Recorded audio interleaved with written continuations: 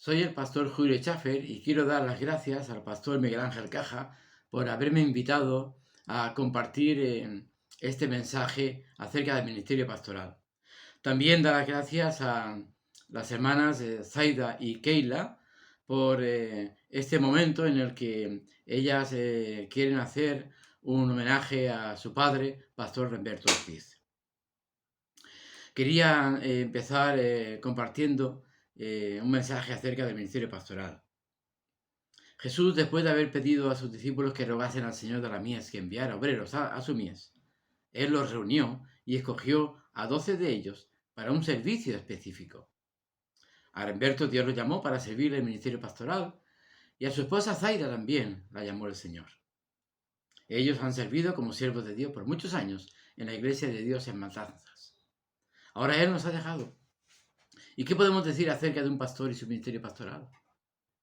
Primero es preguntarse, ¿cómo puedo saber que he sido llamado para servir al Señor? Hay algunos factores fundamentales en la llamada del Señor. Primeramente, algunos dirán que es un deseo intenso, ardiente. Otros lo llamarían irresistible.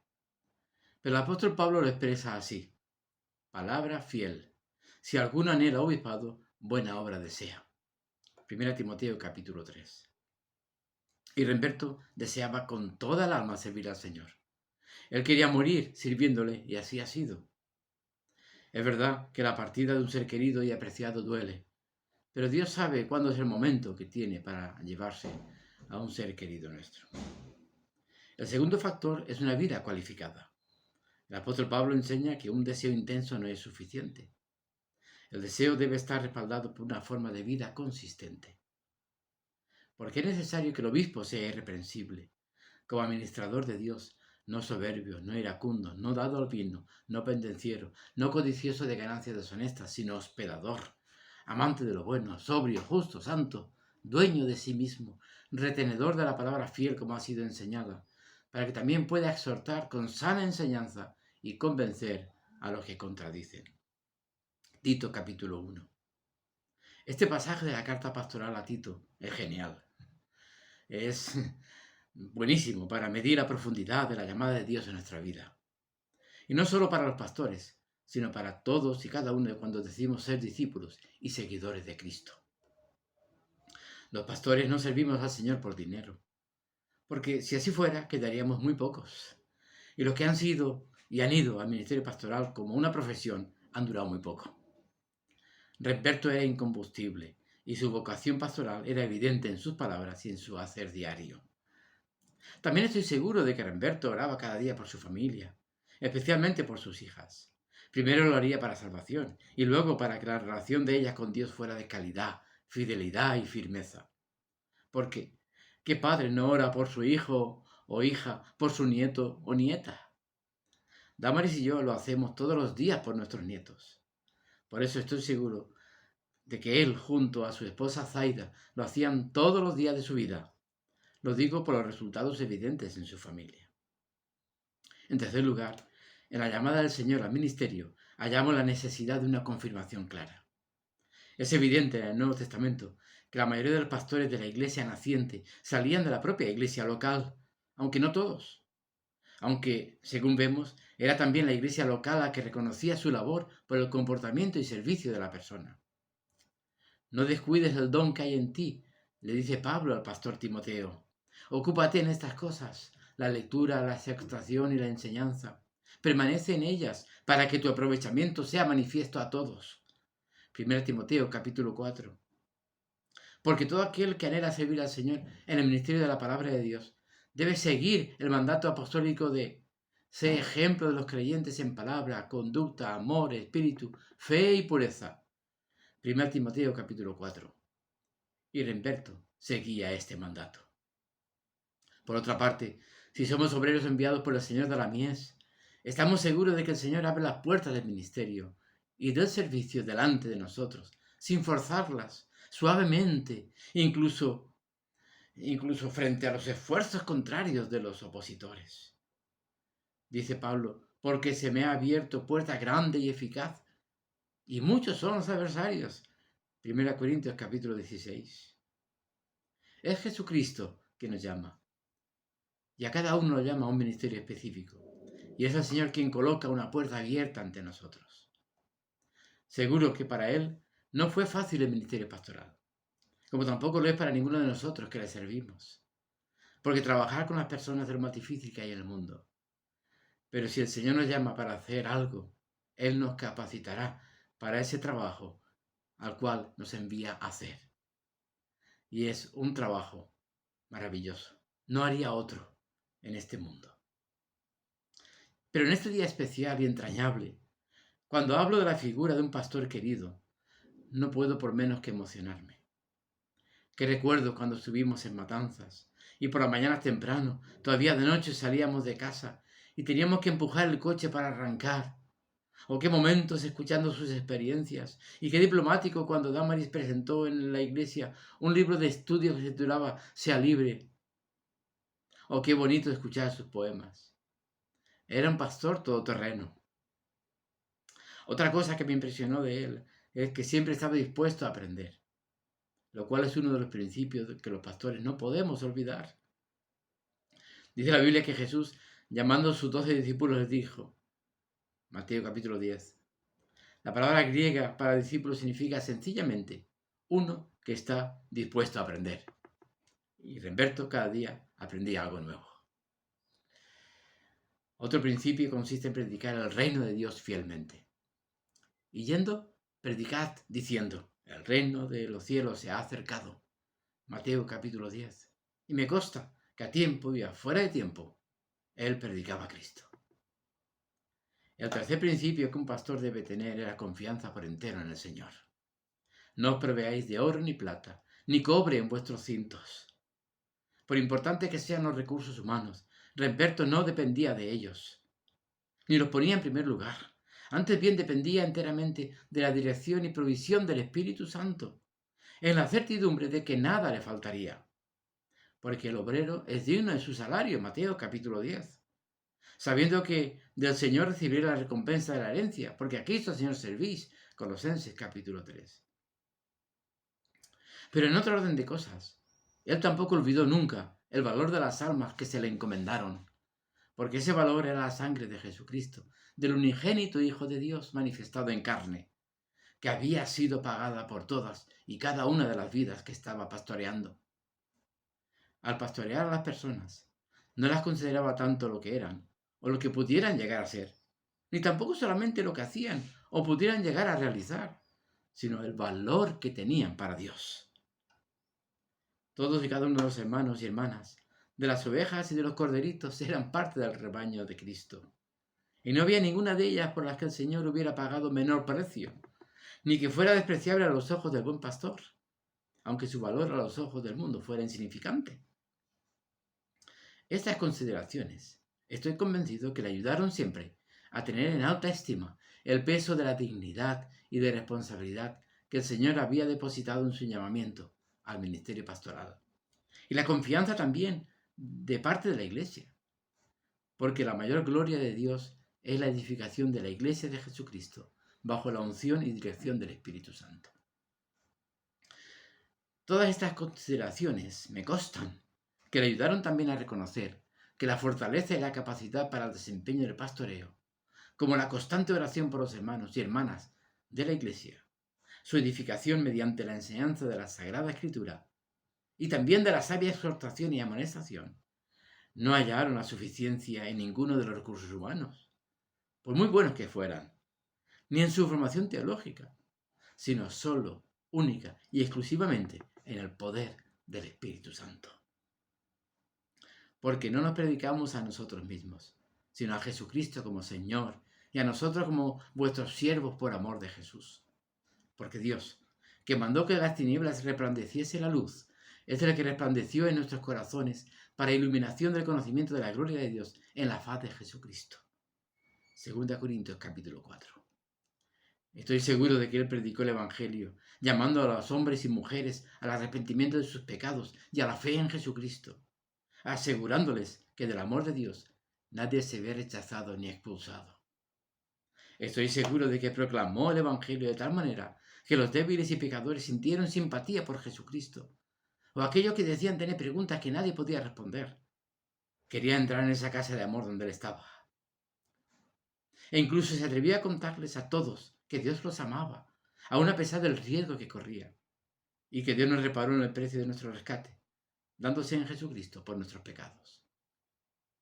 Y se atrevió a enseñar a su iglesia que el camino del perdón entre los hermanos, ese amor disparatado que constituye el núcleo de la doctrina de Cristo Jesús, el de amar y perdonar incluso a los enemigos, cuya motivación se halla en la persona del Maestro, fuera el fundamento más firme y sólido, más seguro e indiscutible para poder predicar el Evangelio a sus familiares, parientes, amigos, vecinos y compañeros.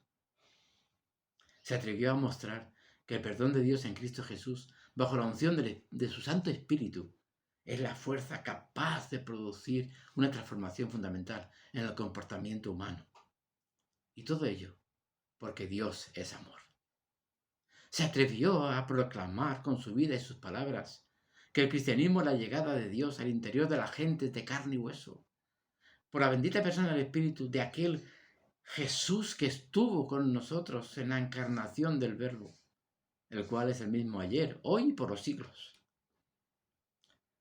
Pero para él realizar todo esto, tuvo que dedicar tiempo para hablar con Dios y escuchar su voz, porque no podemos ser pastores fieles por nosotros mismos. Las decisiones que tenemos que tomar, los problemas que los hermanos nos traen en busca de consejo, los sermones y estudios bíblicos que tenemos que preparar, ninguna de estas cosas pueden hacerse con los recursos humanos.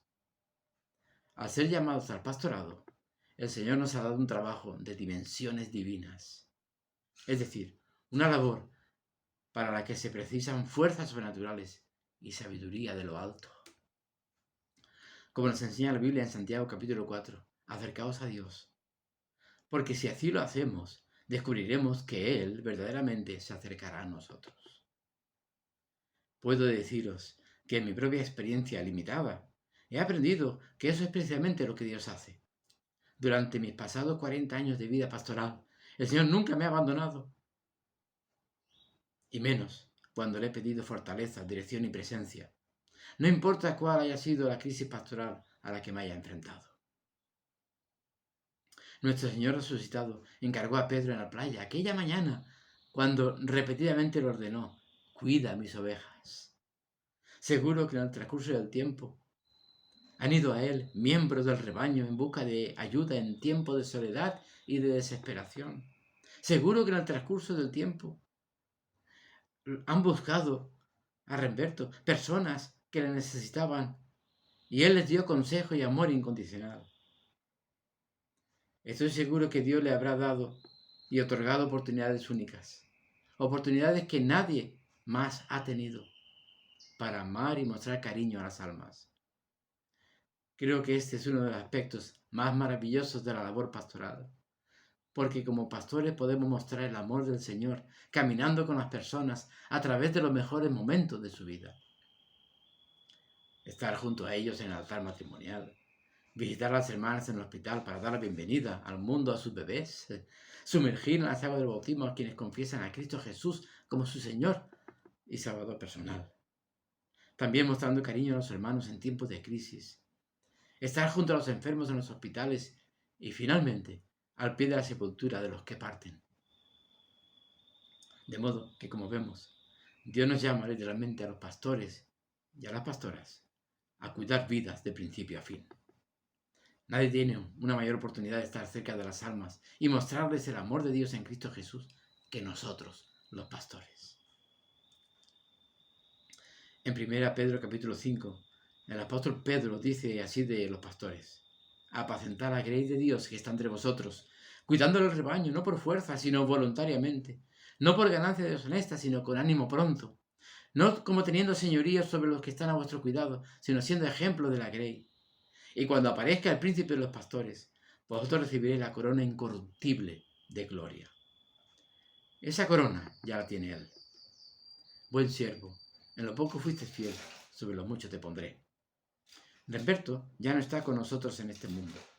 Ha muerto, pero hay esperanza. Jesús le responde y le dice a Marta, en el versículo 23 del capítulo 11 del Evangelio de San Juan: tu hermano resucitará. Estas son palabras de verdadera esperanza. La muerte no es el final de la historia. Aunque la muerte nos diga a gritos, se acabó. Eso es todo. Hay una verdad que solo se percibe con los ojos de la fe. Resucitará. Marta le responde en el versículo 24, yo sé que resucitará en la resurrección, en el día final. Pero Jesús le dice luego unas palabras que siguen retumbando en nuestros corazones hasta el día de hoy y llenan de ánimo y confianza a los que batallan con el tema de la muerte. Los versículos 25 y 26 dicen, yo soy la resurrección y la vida. El que cree en mí vivirá, aunque muera. Y todo el que vive y cree en mí no morirá jamás. ¿Crees esto? Estas palabras son revolucionarias, porque la resurrección no es solo un concepto religioso. La resurrección no es solo una idea espiritual. La resurrección no es solo una declaración esperanzadora. La resurrección y la vida es una persona. Es una relación de fe con una persona. Jesús no dice, yo conozco la resurrección o yo tengo la resurrección. Él dice, yo soy la resurrección y la vida. Él dice que los que creen en Él, aun cuando sus cuerpos hayan sido puestos en el sepulcro, aun cuando sus familiares lo hayan llevado al cementerio, no han muerto, sino viven. ¡Qué gloriosa verdad! Y aún hay más. Nos dice que los que vivimos y creemos en Jesús no moriremos jamás. Nunca dejaremos de existir. La muerte ya no nos retendrá en sus garras para siempre. Aunque nuestro cuerpo se vaya deteriorando día a día y aunque un día nos lleven al cementerio, ese no será el final para los que viven y creen en Cristo. La muerte es un enemigo vencido porque Jesús es la resurrección y la vida. Al final de estas palabras que Jesús dijo a Marta, le hizo una pregunta muy importante. ¿Crees esto? ¿Estás dispuesta a poner tu confianza en estas palabras? ¿A confiar tu vida y tu eternidad en esta persona, quien es la resurrección y la vida? Marta no duda en responder en el versículo 27. Sí, Señor, yo creo que tú eres el Cristo, el Hijo de Dios, el que había de venir al mundo. ¿Te das cuenta? Marta no le contestó, sí, creo en la resurrección. Marta no le contestó, vas a resucitar a mi hermano. No, ella respondió, sí, Señor, creo en ti. Esa es la respuesta correcta a la pregunta de Jesús, porque la resurrección y la vida es una persona.